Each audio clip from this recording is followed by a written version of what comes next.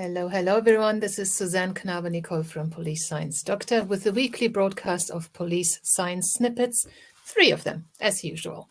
So Police Science Doctor is an educational website for global law enforcement, policing, research in criminology, policing, investigative psychology, the military, intelligence, crime analysis, all these fields that are dealing with trying to keep us safe from each other and from ourselves.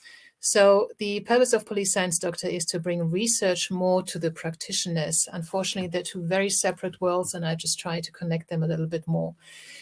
Frontline people like you probably don't get access or time to actually go through research articles and new scientific findings published in our sphere.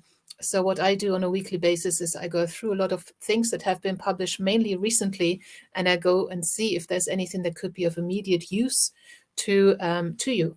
And if I find them, and I usually do manage to scrape 3 of them together per week, I put them in an email and send them out to everyone on the Police Science Doctor email list.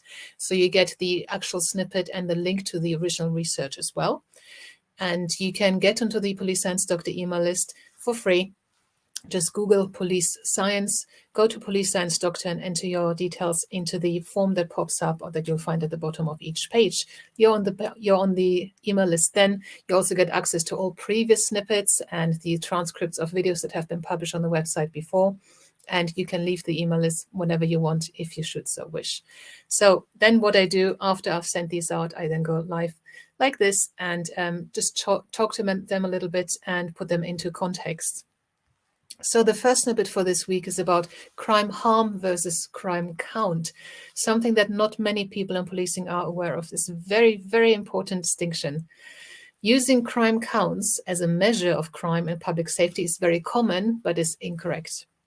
It is crime harm that tells us about the severity of crime and where and how limited resources should be applied. Now, I first heard about this from Professor Lawrence Sherman, who used to work at the Cambridge University and founded the Cambridge Center for Evidence-Based Policing, is also commonly known as the father of evidence-based policing, and he is now the first chief scientific officer at the Metropolitan Police. And the example he always gives is which area is more dangerous, one where a stranger outdoor murder occurred, crime count equals 1, or one where 50 or 100 shopliftings occurred, crime count 50 or 100, but one of them is a much, much greater risk to the public and is much more harmful than the shoplifting offenses. However, around the world, they're usually counted as equal. And if you manage to reduce even half of the shoplifting offenses, would look like a crime reduction by 50%. But it's so much less significant than the murder. So we need to look at crime harm, and every country needs to develop its own crime harm index, because as far as I'm aware, the only measure that actually quantifies harm or severity of crime in such a way is the sentencing guidelines. And they vary from country to country, which is why there's a Cambridge Crime Harm Index, and there's a New Zealand Crime Harm Index, and Western Australia, and many jurisdictions are having to build their own. If you've got any questions about that, please just email me on contact@policesciencedoctor.com. I'm happy to pass you on to someone who can help you if you want to develop your own crime harm index for your area. The second snippet for today, and there's a link to the original article in there, and that one is actually open access, so everyone can read that first article. It's unfortunately beyond my control whether you can access the entire article or just the abstract. But that first one about the crime harm index is about crime harm is actually free for everyone to access. So the second snippet for this week now, it's about attracting college students to become police officers.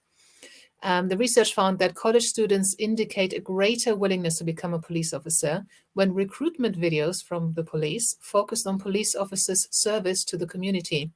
This effect is particularly strong for students who indicate they desire to make a positive change in the world. That is quite interesting, because there's a really good podcast called Reducing Crime by Professor Jerry Radcliffe, and there was an episode, I play that part in my lectures for my students, where he talks to a lady called Mo about police recruitment videos, and that traditionally they've been very, very macho, heart pumping music, suspects being thrown into the back of a police van, handcuffs being slapped onto someone, drug seizures, barking police dogs, aggression and adrenaline and testosterone. And or even somebody a police officer hanging out of a helicopter. these are things that don't actually happen that often. And mainly what happens in policing is that you're dealing with people, you're dealing with lots of mental health issues, personal crises, and all of that. And you should be recruiting for that. You should be recruiting and attracting people who have skills with people, not those who want some kind of action-packed lifestyle. And so that's a very good podcast to listen to, Reducing Crime by Professor Jerry Radcliffe.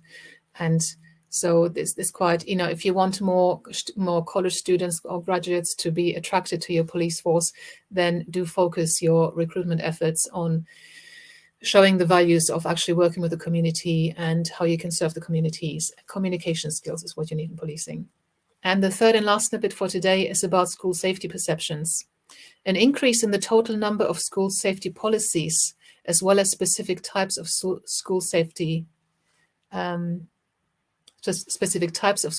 policies, for example, armed security personnel, student search practices, and so on, are associated with lower perceptions of school safety for youth of color relative to white youth. So this is, I think this research is against the backdrop of police shootings in the US. I don't think other countries have that issue. Fortunately, hopefully we'll never get them. And obviously, oftentimes some measures are put in place when a school shooting happens, such as searching students, metal detectors, and things like that. And interestingly, this research found that youth of color feel less safe with these precautions than white youth. But I also think it's usually white youth who perpetrate these kind of crimes, if I'm not mistaken, in the main. So that's quite interesting and something to bear in mind if you are doing any kind of work to that end in your school environment.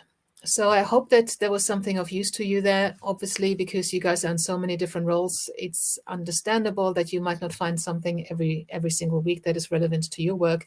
But if you're on the email list, you will get access to the read page on the Police Science Doctor website that has all the previous snippets on there as PDF. So you can just download all of them if you want. And I'll speak to you again next week. Thanks very much for watching. Bye-bye. Thank you for watching. I hope you found this content useful. You can get access to each episode's transcript with key learning points, timestamps, and references if you get yourself onto my mailing list. Just go to the main website on policesciencedoctor.com, and on the bottom of each page you will find a sign-up form for notifications of new content. Just enter your first name, your preferred email address, and the type of organization you work for. You will not get any spam. This is just for me to let you know about new content and for you to get access to all the transcripts.